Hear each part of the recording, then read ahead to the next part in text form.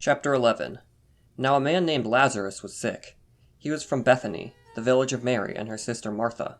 This Mary, whose brother Lazarus now lay sick, was the same one who poured perfume on the Lord and wiped his feet with her hair. So the sisters sent word to Jesus, "Lord, the one you love is sick." When he heard this, Jesus said, "This sickness will not end in death. No, it is for God's glory, so that God's Son may be glorified through it." Jesus loved Martha and her sister and Lazarus. Yet, when he heard that Lazarus was sick, he stayed where he was 2 more days. Then he said to his disciples, "Let us go back to Judea."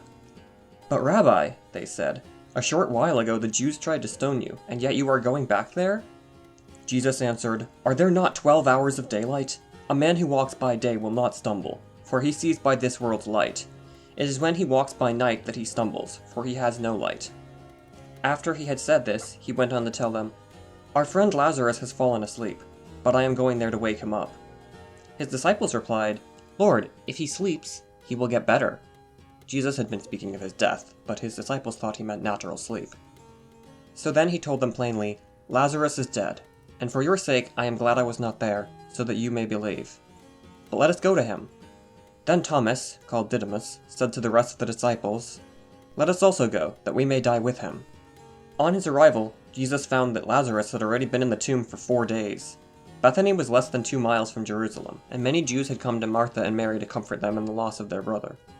When Martha heard that Jesus was coming, she went out to meet him, but Mary stayed at home. "Lord," Martha said to Jesus, "if you had been here, my brother would not have died. But I know that even now God will give you whatever you ask." Jesus said to her, "Your brother will rise again." Martha answered, "I know he will rise again in the resurrection at the last day." Jesus said to her, "I am the resurrection and the life. He who believes in me will live, even though he dies, and whoever lives and believes in me will never die. Do you believe this?" "Yes, Lord," she told him. "I believe that you are the Christ, the Son of God, who is to come into the world." And after she had said this, she went back and called her sister Mary aside. "The teacher is here," she said, "and is asking for you." When Mary heard this, she got up quickly and went to him. Now Jesus had not yet entered the village, but was still at the place where Martha had met him. When the Jews who had been with Mary in the house, comforting her, noticed how quickly she got up and went out, they followed her, supposing she was going to the tomb to mourn there. When Mary reached the place where Jesus was and saw him, she fell at his feet and said, "Lord, if you had been here, my brother would not have died." When Jesus saw her weeping, and the Jews who had come along with her also weeping, he was deeply moved in spirit and troubled. "Where have you laid him?" he asked. "Come and see, Lord," they replied. Jesus wept. Then the Jews said, "See how he loved him." But some of them said, "Could not he who opened the eyes of the blind man have kept this man from dying?" Jesus, once more deeply moved, came to the tomb. It was a cave with a stone laid across the entrance. "Take away the stone," he said. "But Lord," said Martha, the sister of the dead man, "by this time there is a bad odor, for he has been there 4 days." Then Jesus said, "Did I not tell you that if you believed, you would see the glory of God?" So they took away the stone. Then Jesus looked up and said, "Father, I thank you that you have heard me.